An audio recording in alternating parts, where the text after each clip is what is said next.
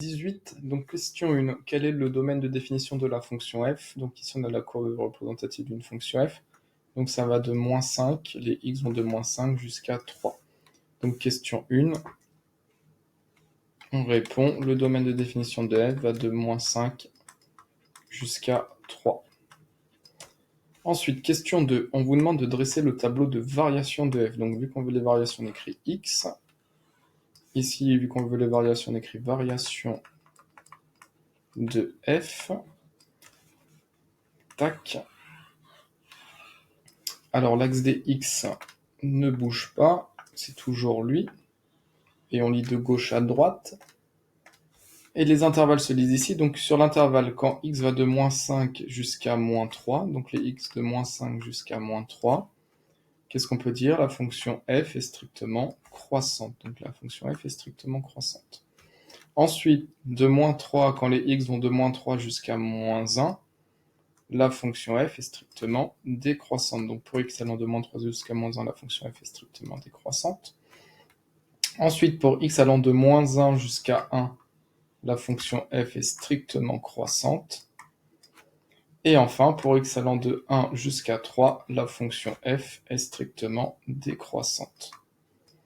On n'oublie pas de mettre les images. Donc quand x vaut moins 5, son image vaut moins 3.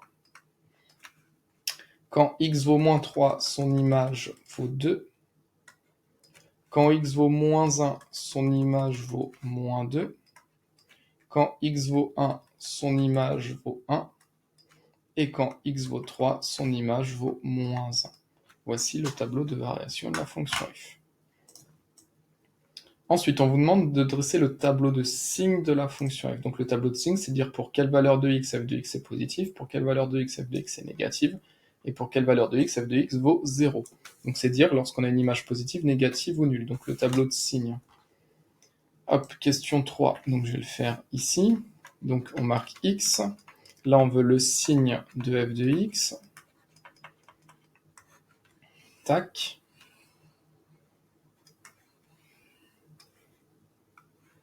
L'axe dx n'a pas bougé, c'est toujours lui, l'axe dx. Donc on y va. Donc le signe, c'est dire lorsqu'on a une image positive, négative ou nulle. Donc on constate que quand x va de moins 5 jusqu'à à peu près moins 4,2, donc de moins 5 jusqu'à moins 4,2, la fonction f est négative. Donc c'est-à-dire que quand x est entre moins 5 et moins 4, l'image est négative. Donc on a une image négative. Quand x vaut moins 4, son image vaut 0. Donc ici, un 0.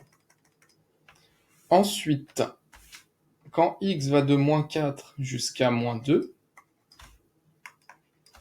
on a une image qui est positive ici. Donc image positive. Et quand x vaut moins 2, son image vaut 0. On continue.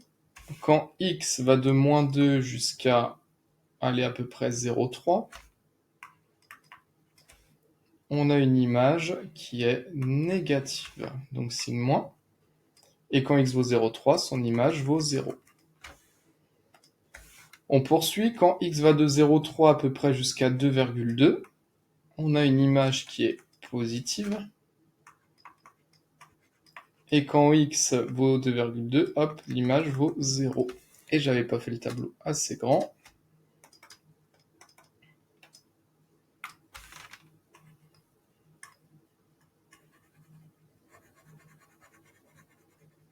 Tac.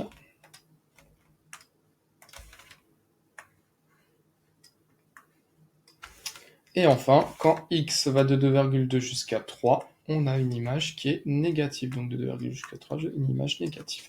Et voici le tableau de signe de la fonction f.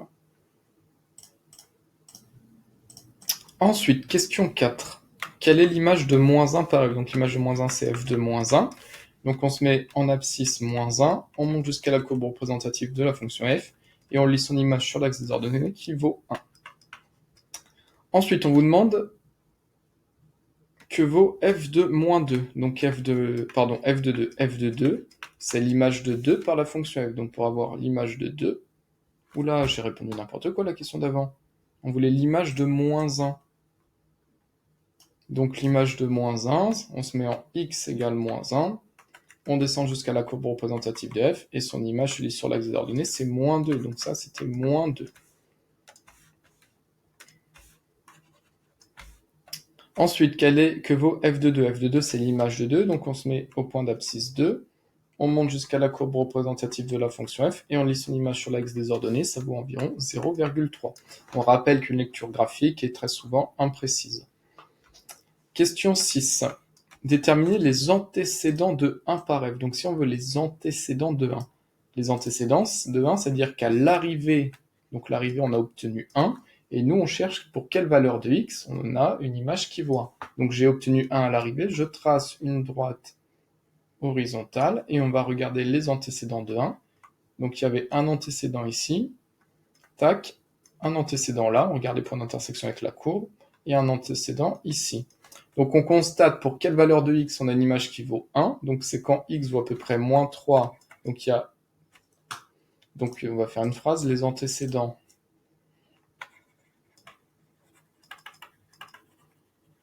de 1 par f sont, donc un antécédent il y a moins 3,8, un deuxième antécédent à peu près moins 2,2, et un troisième antécédent qui vaut 1. Donc voici les antécédents de 1, il y en a 3, on se met en 1 à l'arrivée, et on regarde ce qu'il y avait avant, 1, 2, 3 antécédents, moins 3,8 environ, moins 2,2 et 1. Ensuite, pour quelle valeur de x avons-nous f de x est égal à moins 2? Donc concrètement, ça revient à trouver les antécédents de moins 2, si on résout f de x égale moins 2.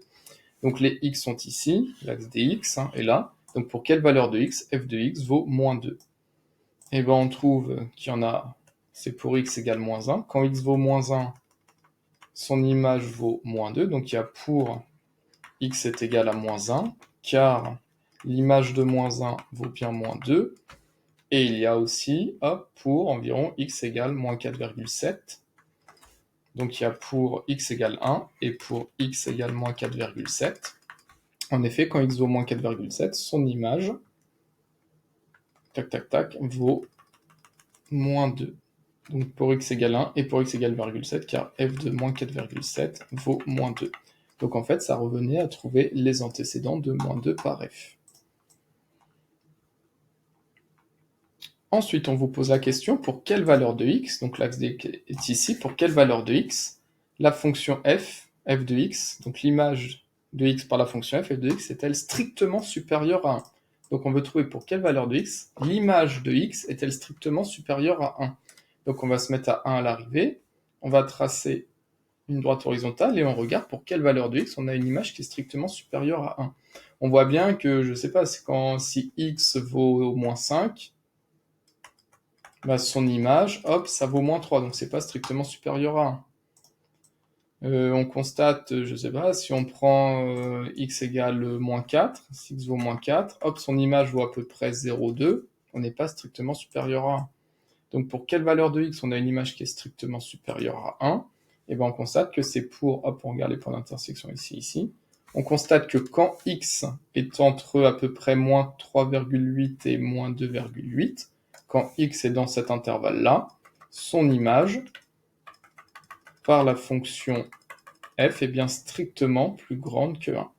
Donc question 8, c'est pour x appartenant à l'intervalle allant de, vu qu'on veut être strictement supérieur à 1, donc de moins 3,8 exclu jusqu'à moins 2,8 exclu. Donc quand x est là-dedans, son image est bien strictement supérieure à 1. Et il n'y a que cet endroit-là.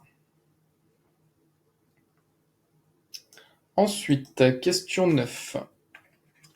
Quel est le maximum de la fonction f? Pour quelle valeur de x est-il atteint? Donc le maximum de f, donc on regarde la courbe représentative de f.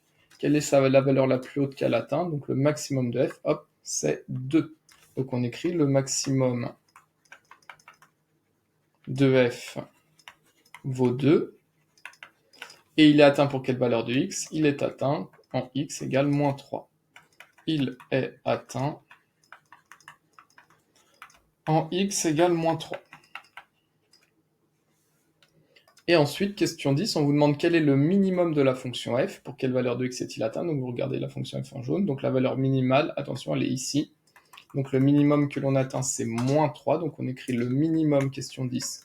Le minimum de f est moins 3. Et il est atteint en x est de moins 5. Il est atteint en x égale moins 5.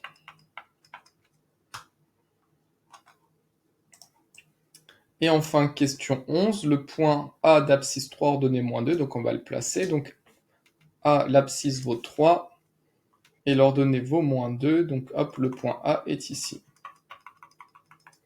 Et on vous dit, appartient-il à la courbe représentative de la fonction f justifiée? Donc visuellement, on voit bien que le point A n'est pas sur la courbe représentative de f, mais comment on le justifie? Pourquoi il n'est pas sur la courbe représentative de f? Bah, si A était sur la courbe représentative de f, quelles auraient dû être ses coordonnées? Bah, si A est sur la courbe de f, A aurait dû être là. Donc A aurait dû avoir pour abscisse 3 et pour ordonnée moins 1.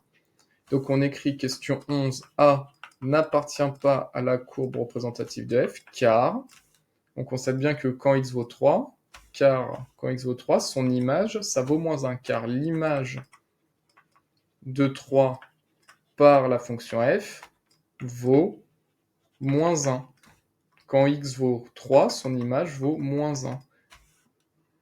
Donc, le point A n'appartient pas à la courbe de la fonction f, car l'image de 3 par f vaut moins 1 et ne vaut pas moins 2. Et ne vaut pas moins 2. Donc, moins 2, c'est l'ordonnée du point A. Voilà, donc le point A n'est pas sur la courbe représentative de f, car l'image de 3, c'est moins 1, et ce n'est pas moins 2. Et on a terminé la correction de cet exercice.